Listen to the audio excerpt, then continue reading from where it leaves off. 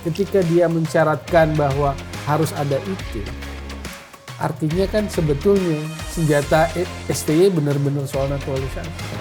Buat sepak bola nasional jelek. Ini sesuatu yang buruk lah buat sepak bola nasional. Tapi itu kan ada hubungannya dengan kerja BTN. Sekarang dan saya tanya, teknik. ada identitas nggak pemainan timnas kita era STY? Nggak ada, pragmatis gitu. Tapi saya bingungnya, ada katanya media bilang ini kayak tiki taka katanya.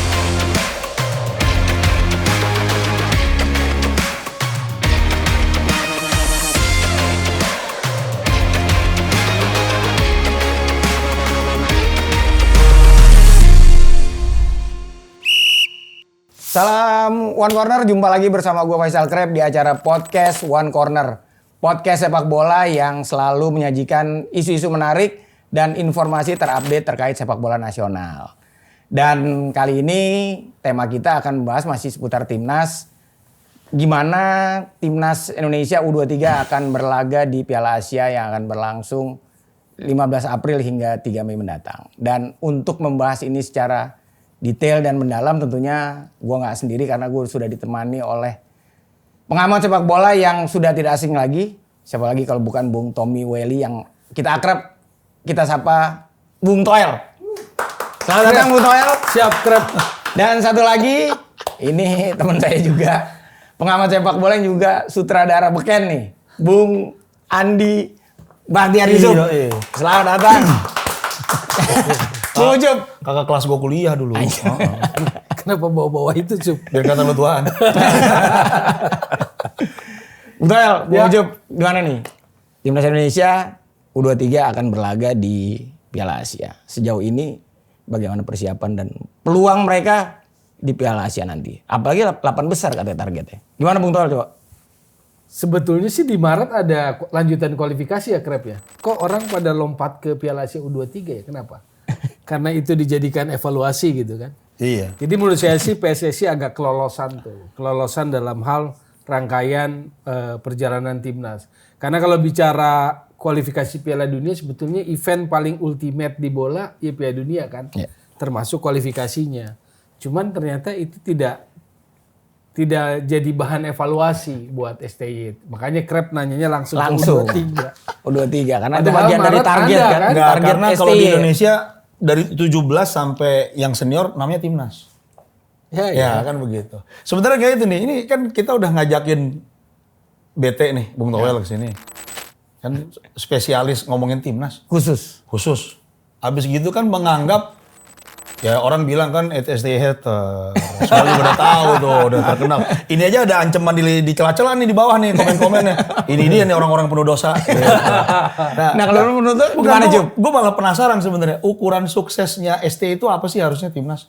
Kan gagal menurut hasil lah, kan simpel aja sebetulnya. Nah, maksudnya hasilnya kayak apa? Ini kan 16 ya, besar kalau orang bilang misalnya target-target yang dijabarkan oleh PSSI nggak sampai kan sebetulnya gagal.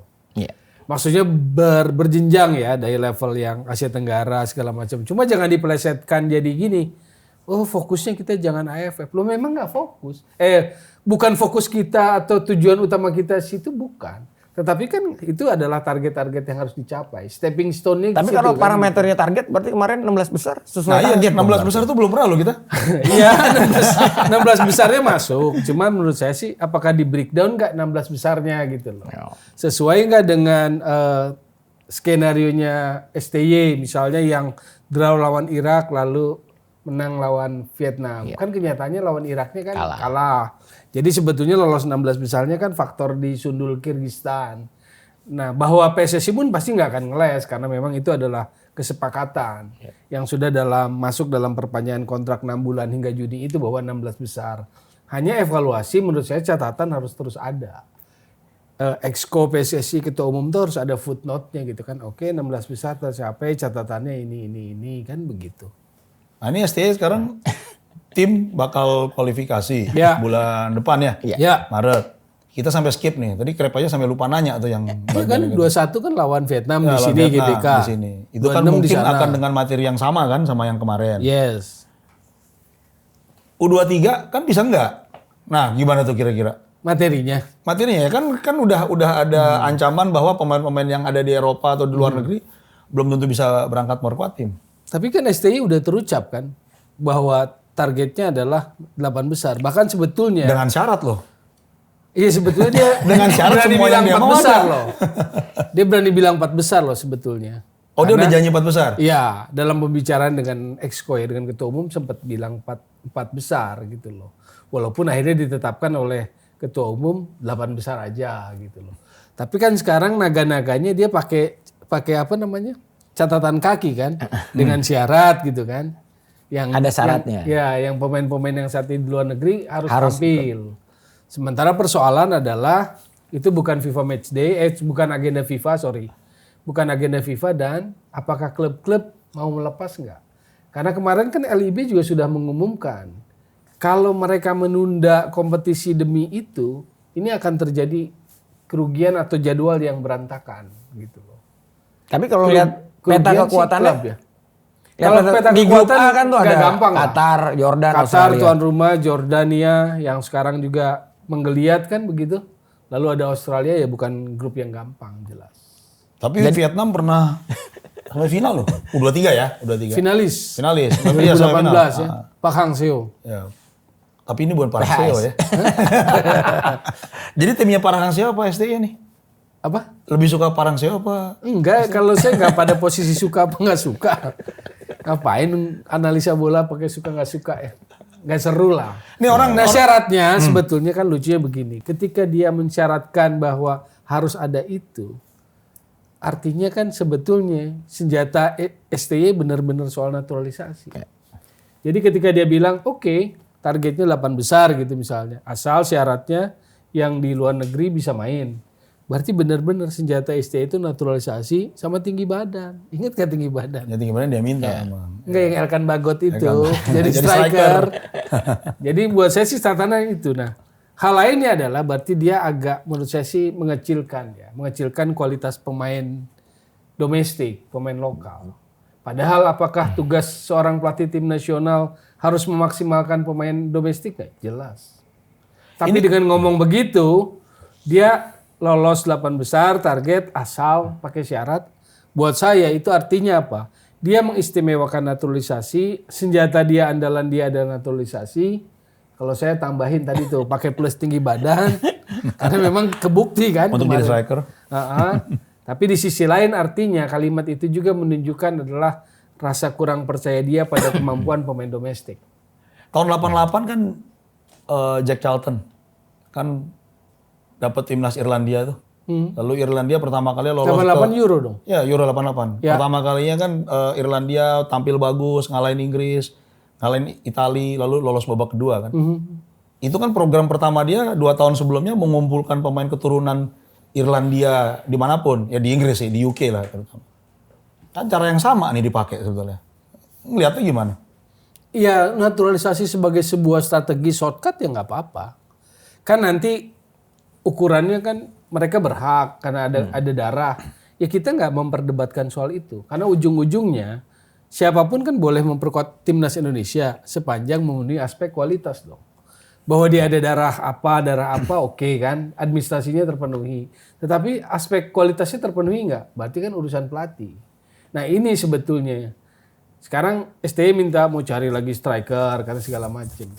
Jadi pelatih tim nasional itu apa gitu loh pertanyaannya. Kan itu perdebatan sepak bolanya. Tapi Bung Toel Diskusi sepak bolanya itu. Bung Toel lihatnya dengan hadirnya para pemain naturalisasi itu, apakah target 8 besar itu cukup realistis?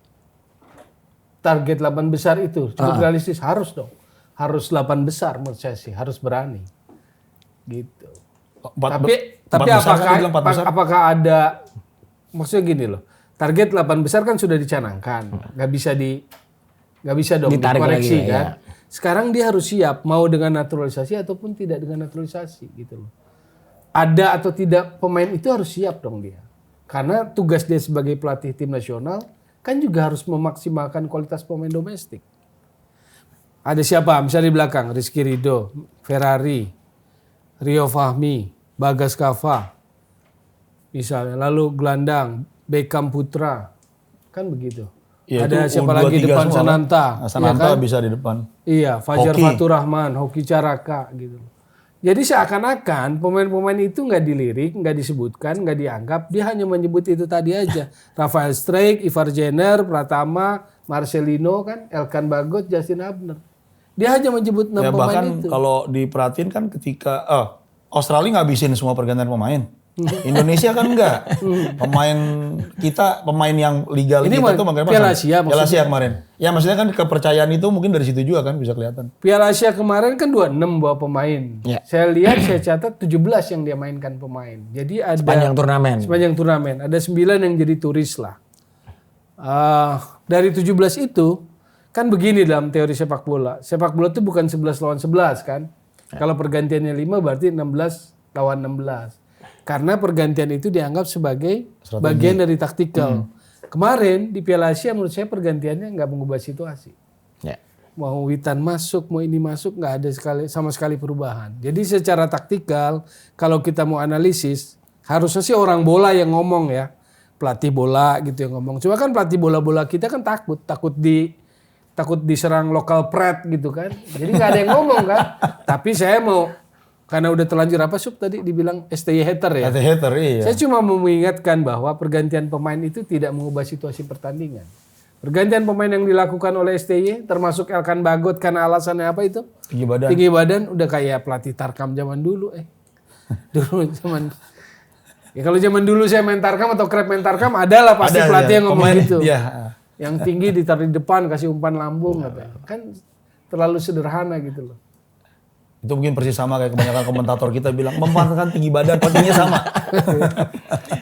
Bung Toel, tapi kalau berkaca dari Piala Asia yang kemarin kan, Sintayong diberi target 16 besar dari 3 game itu kan seri lawan Irak, menang Vietnam, kalah lawan Australia. Nah kalau hitung-hitungannya nih lolos 8 besar. Nah hitung-hitungannya kalau Qatar, Australia, Jordan terakhir. Semua berat ya. Nah itu di mana tuh? Kalau mau hitung-hitungan poinnya dari mana tuh? Timor Leste. Ya minimal kan 2 kali menang atau menang dan draw itu 4 minimal poinnya ya. Itu pun masih lihat situasi karena kan ini juara dan runner up aja yang diambil. 8 besar kan. Jadi gak gampang lah. Cuma persoalannya apapun kan dia pelatih tim nasional. Jangan excuse di depan dong. Kelihatan sekarang excuse di depannya adalah alasan dalih di depannya ada syarat itu. Di bold syarat, iya. Rafael Strijk, Hubner, Ivar Jenner. Tapi kita kan nggak bisa menafikan bahwa STY disebut nyatet sejarah. Itu sampai ada spanduknya gede kan? Iya. History maker dengan muka dia di tengah. Untung nggak ada nomornya 1, 2 atau 3 itu. Iya. Kalau nggak bahaya juga. Nah pertanyaannya kan dia disebut publik ya. Secara umum menyebut dia membawa sejarah 16 besar. Tapi kan tadi kita sempat ngomongin kan, tahun 2007 itu pesertanya udah 16. Iya. Artinya harusnya untuk menuju ke sana lebih kompetitif. Iya. Nah sebenarnya sejarah kayak apa sih yang dikasih STY? Ya sejarahnya 16 besar karena memang kalau patokannya adalah fase 16 besar belum pernah. Lolos babak 2. Lolos babak kedua dari grup. Tapi kalau hitung-hitungan sejarah misalnya Piala Asia kita pernah ikut 96 2000 itu putaran finalnya 12. Berarti saat kita menuju putaran final 96 di Kuwait atau 2000 itu di mana itu di Lebanon kalau nggak salah. Berarti kita udah 12 besar kan secara jumlah peserta finalis gitu loh. 2004 baru itu jadi 16 tuh. 2004 sampai 2015 tuh jadi 16 putaran finalnya. Bahwa 16 besarnya lewat grup itu adalah sejarah iya. Cuma makanya kalau orang bola atau PSSI atau Exco apakah cuma hanya lihat 16 besarnya atau dia harus lebih detail. Nah, sebetulnya poin kritis saya itu kan itu juga untuk membangun kekompleksitasan cara berpikir Exco gitu loh. Kan Sinteyong seolah-olah kan nggak ada apa ya, nggak ada yang jadi partner untuk ngukur dia punya pemikiran atau apapun. Contoh naturalisasi, kan yang menentukan kualitas Sinteyong kan. Memang dia dewa gitu. Pilihan dia itu paling benar gitu. Harusnya scout kita kan? Maksudnya ya harus ada semacam tim partner lah. untuk discuss lah ya. Gitu iya. Yang misalnya Krep sebagai Sinteyong dia milih pemain naturalisasi, prinsipnya kan dia milih berdasarkan kualitas. Tapi apakah 100% kualitas yang dipilih Krep itu akan sesuatu yang 100% objektif? Tapi kan ada yang namanya selera pelatih. Netizen bilang gitu loh. Selera pelatih. Kan di bawah komen-komennya STY hater nih kan ada. Bukan selera pelatih aja, ada gerbong pelatih juga ada. Oh gitu ya. Gerbong pelatih kan gitu kan ya. Iya. Pemain favorit. Pemain ada. favorit Iya. ada. Ini pertama kali nggak sih publik terbelah dua Ya, menurut saya sih atmosfernya yang jelek. sangat besar gitu. Buat sepak bola nasional jelek. Ini sesuatu yang buruk lah buat sepak bola nasional.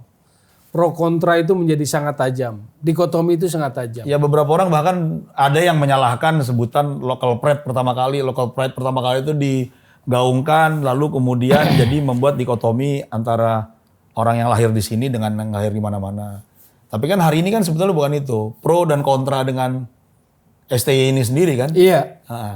Makanya dulu ini kan nggak kayak gini nih situasinya. sesuatu yang menurut saya sih nggak alamiah ini ya. Ada sebuah agenda, ada sebuah setting, ada sebuah desain sehingga STY sedemikian jadi dewa itu nggak boleh disentuh. Kan seolah-olah kita nggak boleh tuh mengkritisi itu nggak boleh kan. Ya. Langsung diserang. Mungkin harusnya muji-muji gitu kan, menyanjung-nyanjung gitu loh. Mungkin karena kalau keinginannya apa viewer kita banyak atau apapun lah, atau kita tidak dibenci orang gitu kan. Menurut saya sih ini iklimnya nggak sehat. Iklimnya nggak sehat. Iklim yang buruk buat sepak bola kita. STY mungkin nggak ngomong local pride. STY mungkin nggak ngomong itu. Tapi saya mau ingatkan, dia di media Korea bilang seperti ini. Bahwa kita butuh pemain naturalisasi untuk level Asia. Pemain naturalisasi itu menutupi kelemahan pemain lokal. Kelemahan pemain lokal itu adalah mental bertandingnya. Selalu takut kalah duluan gitu kan. Dan kelemahan itu ditutupi oleh naturalisasi. Jadi omongan itu membelah itu. Membelah, mendikotomi pemain gitu loh. Pada kenyataannya tetap kalah juga. Ya kan? Pada kenyataannya gitu. Nah berarti kan ujian STY ini tinggal di U23 besok nih kan. Seandainya. Masih ada Piala Dunia. Iya. Gagal gitu. Walaupun gimana? Saya sebetulnya itu tadi menurut saya PSSI ini kelolosan nih Exco PSSI. Lupa yang namanya kualifikasi Piala Dunia. PPD. Padahal dari segi event itu paling ultimate. Ya. Piala Dunia paling tinggi, nggak ada lawan lagi. Termasuk kualifikasinya. Tapi ternyata yang jadi poin reviewnya, poin evaluasinya nanti pas U23. Iya. Nah jadi kalau Bung Toel gimana tuh kalau misalnya tidak sesuai target? Apakah perlu masih dipertimbangkan lagi Kalau Bung atau Toel, iya. sekarang pun kalau saya ketua umum PSSI saya berhentikan. Kalau buat saya. Ramai nih udah nih. Tapi kan kalau ketua umum PSSI Erick Thohir ini kan fair gitu kan. Dia bilang saya profesional gitu kan. Saya selesaikan yang kontrak yang sudah disepakati sampai Juni kan begitu. Cuma kan yang kemarin itu kan ngaco, makanya menurut saya baru kalah baru menang dari Vietnam 1-0, keesokan harinya langsung media bahkan ada yang menyampaikan video terbuka minta perpanjangan kontrak. Kan nggak masuk akal itu. Ya nggak, tapi kan kalau Tapi bilang untungnya Kalau kita ngomong hitung-hitungan nih, kemarin kan targetnya STY seri lawan Irak, kalah sama 4 poin lah, 4 poin. Ya. Ya 4 poin itu. Nah, sekarang kan akan ketemu Irak nih. Dia Ketemu Irak. akan ketemu Irak. Oh, iya, PPD. Pada Piala Dunia kan? PPD. Ya. Akan ketemu Irak. Artinya dia punya target seri atau menang bahkan Ya, kan di sini. ya. Lalu kemudian kan seperti biasa mengandalkan dukungan penonton. Ya. Penonton nggak ikut main tuh. Nah lalu kemudian lawan Vietnam Ya. punya modal STY. Cuma STY pertama kali setelah bertahun-tahun bisa ngalahin. Artinya Setelah Vietnamnya bukan Pak Hang Seo. artinya kan ada hitung-hitungan bisa ngalahin mereka 2 kali. Lalu kalau Filipina entah ya hitungannya seperti apa. Nah sebetulnya peluang kita ada nggak sih Piala dengan Dunia. STY pada Piala Dunia? Berat sih menurutku. Tetap Karena berat dia ya? harus sapu kemenangan di kandang kan. Iya. Dia harus sapu kemenangan di kandang 3 kali. Ada 3 ya, Lawan ada 3 match Vietnam, kandang. Irak sama Filipina. Menurutku sih bisa miss nih. Contoh Irak. Irak waktu di Basra 16 November kita kalah 1-5. Possession kita 3-3, Irak 6-7. November, 16 November. Piala Asia 15 Januari, ada 2 bulan. Memang dari skor kita berkurang kalahnya 1-5. Tapi possessionnya sama loh, 3-3, 6-7. Pertanyaannya, 2 bulan, ini kalau orang bola kan begitu nih. Saya juga diajari sama pelatih, cuma pelatih nggak mau ngomong langsung. Karena itu tadi dibilang lokal pride. Jadi oke, diskusinya sama saya ngomong nih sekarang. Dalam kurun waktu 2 bulan, November ke Januari, apa yang dikerjakan oleh STY? Tetap loh 3-3, 6-7, parkir bus. Dan kalau nggak salah pertandingan pertama Irak udah ada pemain baru kan? Pemain naturalisasi baru kalau nggak salah udah ada kan? Storik udah main kalau nggak salah. strike udah kan. Iya udah main di. Yang berubah di Piala Asia cuma Justin Hubner aja. Iya sebenarnya. Tambahannya itu. Ivar. Tapi dari sisi di statistik aspek-aspek bola sebetulnya nggak banyak yang berubah. Kecuali golnya aja yang lebih sedikit, cuma 3 gol. Gitu loh. Artinya bahkan berhadapan Nggak, artinya dengan kita Vietnam. mau kritis nggak lihat itu semua gitu. Kalau buat saya, kalau Exco itu harus kritis. Bahwa dia harus komplek mikirnya, harus jelimet, ya emang itu tugasnya Exco. Kalau nggak mau jelimet ya kayak kita, 16 besar. Komen gitu. Kita pun udah lama di bola. Benar. Kayak di luar lah begitu mikirnya. Tapi memang Exco tuh harus jelimet, harus komplek. Supaya apa? Ya kita nggak dibodoh-bodohin aja, intinya itu aja. Kan udah lama nih nonton bola. Dari tahun berapa kan? Iya, Kakak kelas kan beri tuaan. Nah bukan pertanyaannya adalah, ada banyak pelatih tim nasional di Indonesia. Iya. Kalau STI bukan pelatih yang sukses, siapa pelatih Indonesia tim nasional kita yang paling sukses? Yang pernah dilihat ya? Pernah dilihat? Iya, yang nggak pernah, yang macam siapa tuh Poganik nggak usah diomongin. Iya. Itu cuma katanya Poganik, doang. Gulfer nggak boleh diomongin. Yang katanya nggak usah kita omongin. Ya, Berce lah kalau menurutku. Yang paling sukses. Asian Games. Ya, Berce sama Sinyo lah. Aliando. Ya, kalau yang kita lihat Tapi kan mereka nggak dapat gelar apa-apa juga. Bahwa medali Asian Games juga nggak didapat. 86 itu. keempat kan? Iya, nggak ada medali kan? Kan nomor 3. Nggak ada medali. Iya. Nggak, maksudnya kan sama nih. Sekarang juga lolos aja, nggak juara. AFF pun nggak Peringkat oke kan? Keempat Asian Games. Belum pernah terulang lagi. Kedua nggak ada naturalisasi juga. Nggak banyak drama seperti sekarang. Om Berce juga almarhum nggak banyak pencitraan gitu kan. Pemain-pemain juga akhirnya muncul dari situ jadi juara SEA Games 87 tuh. Dari 86 tuh 87 juara. Iya. Juara. Robbie Darwis kan, Ribut Waidi. Itu generasi dari 86 Berce tuh ke 86 ke 87. Sebelumnya kan Sinyo Aliando di 85 kan yang nyaris itu. Karakter lah ada menurutku sih. Karakternya. Bahkan dibandingkan tim 91, 2 orang ini lebih. Iya. Dibanding Polosin itu. Betul. Dari sisi main kan ada karakternya, ada identitasnya. Contoh misalnya kalau kita bicara parkir bus kemarin di Piala Asia, ya mohon maaf 2009-2010 Benny Dolo mendiang almarhum Om Ching ya ketika lawan Asia yang lebih tinggi ya parkir bus. Cuma dia kan nggak didukung oleh naturalisasi, nggak didukung oleh fasilitas yang luar biasa. Jadi sebenarnya pemain lokal pun kita pun bisa sebenarnya melakukan ya hal kalau yang cuma sama. parkir bus. Parkir gitu bus. loh. Terus bedanya apa dengan 8 naturalisasi dan keturunan kan apa bedanya kan kita mau lihat itu. Kan nggak ada kalau menurut saya sih parkir bus mainnya. Kecuali yang lawan Australia lebih lepas tuh. Di babak pertama lawan Australia 16 besar menurut saya sih itu lebih lepas. Nggak parkir bus banget lah. Tapi kalau lawan Irak, lawan Jepang, parkir bus itu. Jadi menurut Bung Toel, apakah pilihan pemain STI ini juga kurang berkualitas atau apa memang dalam hal pemain domestik ya? Menurut saya sih dalam pemain domestik STI nggak bisa mengelaborasi kualitas pemain kita. Dan itu kan bagian tugas dari pelatih tim nasional. Ya, kan? dan ada sering perdebatan kan yang secara statistik bagus di liga lokal kan nggak dipanggil. Ya, lebih kali lah kalau mau sebut nama satu. Beberapa nama lain. Kalau mau nyebut kontroversi sebetulnya kan sejak September 2022 saya sudah mengkritisi itu. Jadi ada striker di Arema nggak pernah main cadangan, nggak bikin gol, tapi dipanggil tim nasional striker. Lalu kita kan bertanya atas dasar apa STY memanggil pemain timnas gitu kan?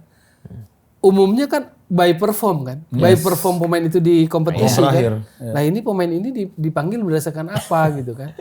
Kan cadangan, nggak bikin gol, gitu. Tapi dia masuk skuad timnas. titipan gitu ada nggak sih? Ternyata dijawab karena dia sudah ikut beberapa kali TC kan gitu. Dia ngerti maunya STY. Oke kita pegang kan prinsipnya. Dia ngerti maunya STY, dia udah paham apa keinginan STY kan udah beberapa kali pelatnas gitu kan. Lalu uji coba berikutnya Maret 2023 lawan Burundi berarti. Burundi ya itu. Sebulan setelah KLB. Nah, lucunya sebuah kebetulan yang menarik nih, catat ya kalimatnya. Kebetulan yang menarik, pemain itu nggak dipanggil lagi. Karena apa? Karena Wakil Ketua Umum PSSI waktu itu Iwan Budiantonya mundur kan. Jadi pemain ini yang kebetulan ternyata menantunya juga nggak dipanggil lagi sama STY gitu. Loh, kan kita nanya, itu pemain dipanggil berdasarkan apa? Kan katanya ini apa ngerti kemauannya. Kalau itu berarti harus konsisten dong dipanggil terus, ini enggak. Nah kebetulan yang menariknya sebulan sebelum Maret itu memang mertuanya Wakil Ketua Umum Iwan Budianto mundur kan. Ternyata Maretnya udah gak dipanggil lagi. Sejak Maret itu udah gak dipanggil lagi tuh pemain. Gitu. Menarik juga ya cara masuk timnas kalau gitu. Banyak macamnya, bahkan di era STY. Loh kita kan mempertanyakan. Tapi kan kadang publik kita benci gitu. Karena nggak boleh, Bung Toel nggak boleh ngomong gitu ya. Bung Toel harusnya apa? Muji-muji ya. Keren gitu. Nah nggak, kalau yang tadi Bung Toel bilang, kalau jadi gue sekarang, gue sih langsung gue pecat STY. Nah itu apa tuh perbedaan? Karena kan di luar sana kan ternyata juga banyak juga yang bilang bahwasanya pemain timnas kita juga sudah menunjukkan permainan yang naik level lah, levelnya udah mulai naik kelas. Ya itu macam-macam kan lah. Gitu. kalau menurut saya harus dianalisis. Kadang ini juga bagian dari setting. Banyak omongan-omongan STY setelah Piala Asia itu munculnya dari media-media Korea Selatan. Coba perhatiin. Dia bicara soal kita ini sudah level Asia, media Korea Selatan. Jadi media kita tuh mengutip gitu loh. Bahwa pemain naturalisasi membuat timnas kita menakutkan, itu juga media Korea Selatan. Setelah level bukan AFF tapi Asia, media Korea Selatan juga. Iya. Terus yang habis lawan Australia itu dia media Korea Selatan bilang adalah wonder apa ya?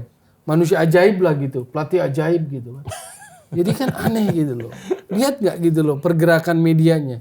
Lihat nggak pergerakan sosmednya. Menurut saya sih nggak alamiah. Ini bukan sesuatu yang alamiah. Karena settingan. Aneh kan? Iya, timnas yang kalah-kalahan pelatihnya disanjung sedemikian rupa. Kan aneh gitu loh. Dan yang kritis nggak boleh gitu loh. Yang kritis diserang. Dibilangnya pribadi gitu loh. Apa sirik atau apa. Bingung. Dan kalau kita ngomong Padahal statistik. gue udah dibilang tua sama lu ya. Masih sirik aja kan lucu gitu loh. Enggak sih. Kan kalau kita kan bicara catatan sepak bola pasti kan ada statistik, ada data. Jadi ST ini sebenarnya pelatih yang bagus gak sih? Soalnya kalau gue ngeliat kan kita selalu membicarakan 2018 ngalahin Jerman. Tapi ngalahin Jerman itu kan proses 3 pertandingan. Dan di hari itu Korea Selatan udah gak lolos tuh babak kedua. Iya betul. Iya kan? Kalah sama Meksiko sama Kalah Swedia. Meksiko sama Swedia. Dan kalau nggak salah pulang dia Dilemparin juga. Lemparin malah. Iya. Nah maksudnya pelatih seperti apa sih? CV-nya kayak gimana sih yang membuat waktu itu kita begitu kepincut, lalu mungkin bukan dia level dunia, memang level level kita aja yang kejauhan. Jadi memang dia butuh pemain yang di Maksudnya upscale proporsional aja sih Sub, saya pikir. Kan memang udah kejadian di kontrak, tapi ya koridornya profesional, proporsional aja, kita objektif gitu loh. Dia achieve target nggak gitu loh. Kalau nggak achieve target, ya menurut saya sih memang wajar direvisi. Bahwa kemarin Ketua Umum PSSI Erick Thohir memperpanjang 6 bulan karena situasinya transisi juga kan. Dia menerima posisi di bulan Februari.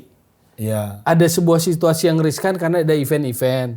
Maka dengan kebijakan dia, kalau saya tangkap, dia hanya memperpanjang 6 bulan. Gitu. Karena kalau diganti juga nggak bijak juga.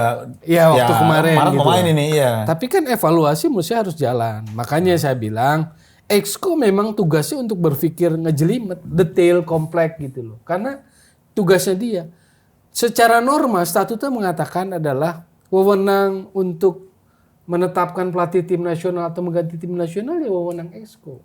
Cuma kan Exco ini harus di-feeding informasi. Misalnya oleh BTN. Di-feeding insight lah. Jangan sekedar informasi, insight lah gitu, data apa segala macam. Untuk Exco ngambil keputusan. Dan sekarang pertanyaannya, BTN-nya udah bisa ngasih insight begitu nggak? Kalau menurut saya belum gitu loh. Nah makanya kan repot kalau ini menjadi hanya beban seorang Erick Thohir gitu loh.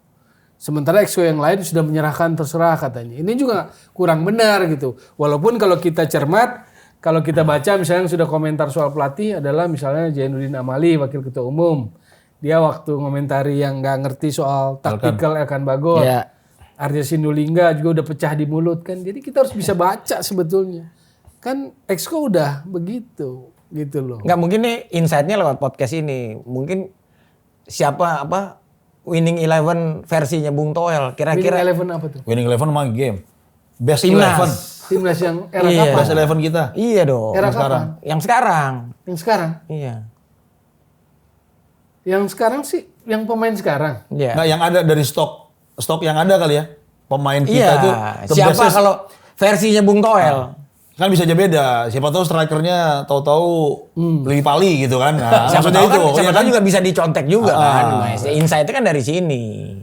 Enggak lah, kalau saya sih kritiknya begini, apakah cara tactical STI itu cocok sama filosofi sama kultur sepak bola kita? Tapi itu kan ada hubungannya dengan kerja BTN Sekarang dan saya tanya, kultur teknik. ada identitas nggak pemainan timnas kita era STI? Nggak ada, pragmatis gitu loh. Tapi saya bingungnya, ada katanya media bilang ini kayak tiki taka katanya. STI main itu, serius, gue disodori. Media bilang tiki taka katanya. Yang position football kan emang kayak begitu, passing-passing cepet, bukan tiki taka juga lah. Enggak, jadi winning timnya siapa dulu dong tuh? Hernando Ari, Kiper. iya, Nah. Rizky Ridho, Jordi Amat. Apa nih 4-4-2? Hah? Ini ya, polanya apa? 4-4-2? Enggak, Di winning timnya versi 3-4-3. Bung Toel. 3-4-3. 3-4-3. Iya. Belakang Jordi Amat, Rizky Ridho. Kirinya siapa ya? Justin Hubner lah. Justin atau Elkan Bagot lah. Yang kiri yang saya bingung. Pratama, buat saya sih ini semuanya masing-masing punya kelebihan nih. Pratama, Shane atau Edo Febriansyah. Ya, Edo Febriansyah. Edo Febriansyah. Pratama nggak main di Liga Jepang, mainnya dikit. Ini yang disebut favoritism. Jadi udah favorit banget lah STY ini. Egy Witan lagi mainnya macet di kompetisi pun ya dipanggil aja terus gitu loh. Jadi pergantian pun Witan gitu kan, nggak mengubah situasi juga. Iya. Nggak mengubah situasi. Jadi STI ini menurut saya sih apa ya, nggak memberikan sebuah karakter identitas yang Tapi itu gitu. Dan kadang setiap match itu selalu berubah gitu kan penuh. Iya makanya dia pragmatis. Tapi persoalannya bisa mendasar nggak sih? Maksudnya kan ini pasti harus ada komunikasi BTN sama direktur teknik. Lalu kemudian kayak kita ngomongin Jerman lah. Jerman punya kurikulum dari SSB bahwa main di pola 352 gitu misalnya. Nah Indonesia kan nggak gitu tuh. Kan Dan sempat kita juga nggak punya tahu. Villanesia kan, yang dibantu oleh Luis Mia juga. Tapi kan ketika STY jadi head coach itu nggak nyambung. Ya. Gitu loh, nggak nyambung. Oke lah STY punya prinsipal sendiri dalam membangun tim, tapi kan dia juga harus paham gitu loh, karakter sepak bola sebuah negaranya kan harus paham. Maka pertanyaan besar yang sebetulnya adalah apakah model STY ini cocok sama kita? Maka itu yang harus muncul di benak para exco pengambil keputusan. Dalam mereview ini, jangan semata-mata soal 16 besar. Jadi terlalu kasar gitu ukuran-ukurannya. Atau mungkin posisi pelatih kepala timnas lebih cocok misalnya STY taruh di direktur teknik untuk mengembangkan. Orang bilang kan STY Bagaimana dia direktur teknik cocok komunikasi aja nggak bisa ke pelatih-pelatih dan klub? karena dia pede semua pemain kita nonton Nggak, dia drakor. di Menara Gading, ya kan, terlalu angkuh. Nggak nonton drakor sih. Direktur teknik itu harus berkomunikasi dengan para pelatih, dengan semua stakeholder sepak bola. Karena kerja dia future untuk masa depan. Untuk 5-10 tahun ke depan sepak bola negeri itu. Dia menyiapkan fondasi, dia set up youth competition, dia coaching, dia nangani kepelatihan juga, edukasi kepelatihan dan sebagainya. Itu direktur teknik. Publik percaya loh kalau dia menyiapkan landasan ke depan kan. Timnas kita 5 tahun lagi karena pemainnya muda-muda. Memang harus STY terus yang pegang gitu. Kalau bukan STY bahwa pemain kita yang sekarang ada jadi jelek, belum tentu loh. Iya kan? Belum tentu. Belum tentu. Makanya saya lihat ini sesuatu yang nggak alamiah lah. Nggak alamiah lah. Situasi sekarang gitu, terutama di sosial media terpecah belah pro dan kontra STY. Atau dibilang tadi STY hater dan segala hater. Terus ada STY lover dong. Ada STY lover. Gitu ya. Mau hampir nyebut nama nih. Siapa STY lover? Cuma kan sebetulnya makanya harus ngelihat di situ ada fase 4 tahun sudah diberikan. Exco berpikir lebih detail. Apakah model STY ini cocok buat karakter, buat cara bermain kita? Ataukah yang kalau ukurannya Asia cara seperti Jepang yang lebih cocok sama kita? Pegang bola, love the ball gitu kan. Kita juga selalu punya winger-winger yang bagus gitu. Dribblernya bagus, dribblingnya bagus. Ya kalau kita sejarah lah, bukan sejarah, bukan kita mau hidup di masa lalu, bukan. Kan pemain-pemain kita jago-jago tuh kalau bicara sejarah. Love the ball gitu loh. Iya kan? Mereka punya kemampuan pegang bola gitu. Lo kok sekarang kayaknya retreat ke bawah, rebut bola. sporadis, lari gitu, nyerang. Yang disukai yang petarung gitu, yang tabrak tubruk, gerasa gerusu gitu kan. Sekarang penjelasan Rafael Strijk lebih bagus dari Sananta pun kan belum ada menurut saya sih. Ada yang bilang dia kalau nggak salah menurut STD bentuk striker modern yang mampu bertahan dengan cepat dan nggak cuma diam di depan, dan kebanyakan striker kita nggak cepat balik ke belakang. Artinya pragmatis kan? Dia butuh yang kayak gitu.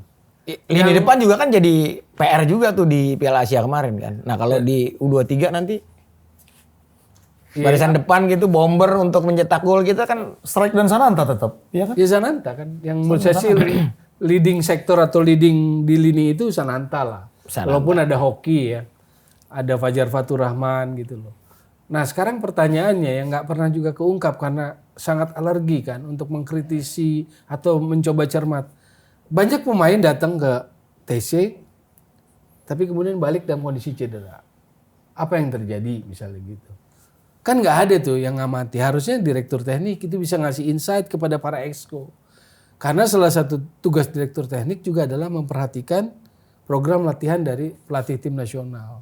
Mungkin tidak connect antara head coach tim nasional dengan direktur teknik, tapi karena dengan kapasitasnya dia bisa nilai programnya apa gitu loh.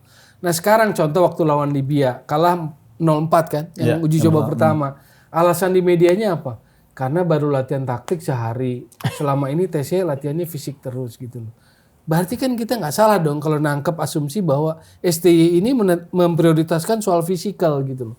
Fisik aja terus. Lalu yang kejadian terhadap Sananta, kata pelatih Persis, dikirim ke tim nasional sehat, balik ke klub cedera. Jadi pertanyaannya apa yang terjadi di tim nasional gitu loh. Nah itu kan nggak pernah terungkap. Orang bola ada ngomong di belakang bla bla bla bla, tapi di belakang gitu dalam ruang-ruang gelap, karena kalau dia ngomong takut diserang lagi, lokal pride lagi. Gitu loh.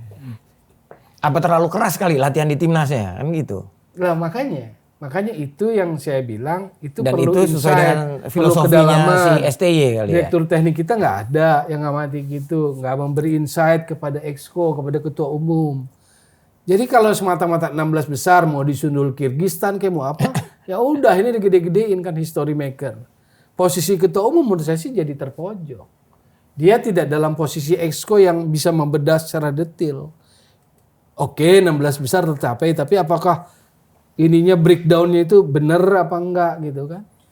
Andaikan nih STY mampu membuktikan omongan dia 4 besar U23, artinya peluang dia untuk diperpanjang kontraknya tinggi tuh. Iya. Hal pertama dia lakukan apa sih? Hal pertama yang dia harus lakukan selain minta pemain naturalisasi lagi ya. Hal yang harus dilakukan kalau menurut BT apa? BT, Bung Noel apa? Ya itu tadi, dia pelatih tim nasional, dia harus membangun kualitas pemain kita. Jangan contoh gini, waktu lawan Australia itu 7 pemain naturalisasi dan keturunan. 2 pemain kita yang main di luar. Yang pemain Liga 1-nya kan cuma 2. Hernando Ari sama Rizky Ridho kalau nggak salah. Terus dia bilang habis pertandingan lawan Australia, ditanya kan sama wartawan, apa yang mau disampaikan kepada para pengkritik? Liganya diperbaiki gitu. Loh sebetulnya kan nggak perlu mulut dia, nggak perlu pakai mulut STY. Kita semua udah tahu. Yang dibayar begitu mahal untuk ngomong itu. Kita nggak dibayar mahal. Tahu gitu. Makrab nggak dibayar mahal. Udah tahu dari dulu mengkritisi soal liga, soal wasit, soal apalah jadwal segala macam ya. Jadi nggak perlu itu. Jadi paralel aja itu sih memang tugasnya federasi lagi beresin gitu loh. Cuma kenapa dia gunakan alasan itu untuk excuse dia gitu loh. Padahal kalau dari komposisi pun itu tadi cuma 2 yang dia pakai di starting line up itu. Dan yang masuk pun itu aja lagi kan? Iya, gitu loh. Jadi buat saya sih ini kebanyakan dalih, kebanyakan pencitraan gitu loh.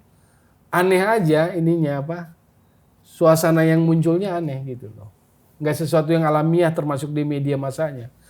Kekritisan media massa lagi kayak orang zaman dulu banget ya. Kuliah di mana sih dulu? Bahasa Inggrisnya masih ada kok, mass media. Mass media. Aduh. Jadi nggak nature-nya juga nggak ada saya lihat. Check and balance-nya nggak ada gitu loh. Jadi yang kasihan ya menurut saya sih di posisi ini ya ujung-ujungnya exco. Lebih spesifiknya ketua umum. Kalau hanya sekedar menetapkan target-target itu harusnya bisa di breakdown. Untuk breakdown dia butuh insight dari orang-orang yang kompeten. Gitu. Tapi orang kompetennya direktur teknik. Kalau buat saya kan Indra Safri bukan direktur teknik karena dia pelatih timnas U20. Yeah. Walaupun kalau dia ikut conference seminar di FIFA atau AFC dia yang hadir kan. Dia yang publish gitu loh di Instagram atau di mana. Tapi kerja direktur tekniknya kan belum dikerjain. Jadi sebetulnya posisi itu masih bolong. Makanya ada isu, ada pembicaraan itu penting. Supaya bisa kasih insight itu kepada exco dalam memberikan sebuah evaluasi. Kalau enggak sangat rough lah, sangat kasar lah. 16 besar terpenuhi gitu. Lu mau disundul Kyrgyzstan mau apapun ya enggak mau. Pokoknya malam itu tidur kan udah. Udah tidur. Iya. Pemain-pemainnya yang masuk ke dalam karena gitu. Iya, dia udah nggak yakin timnya akan lolos. Kan ada videonya di gedor-gedor kamarnya, masuk ke dalam karena menang. Jadi emang di posisi udah nggak yakin akan lolos sebetulnya. Kelihatan, atau capek lah, jangan-jangan ntar para pencinta STY pasti bilang tidur. Dibilang banyak dosa, ini komen pasti ada. Ini dia nih orang-orang yang banyak dosa. Ya Cup ya, jangan semua ke gue.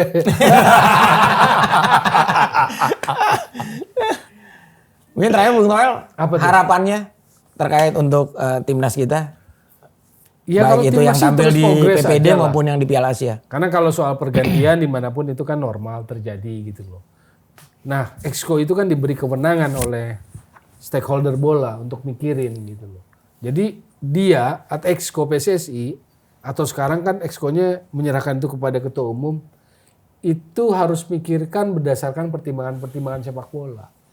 Kalau dia mengambil keputusan berdasarkan pertimbangan-pertimbangan media sosial atau siapapun yang kita nggak bisa pertanggungjawabkan pengetahuan bolanya kan akan sangat fatal gitu loh. Akan sangat fatal gitu.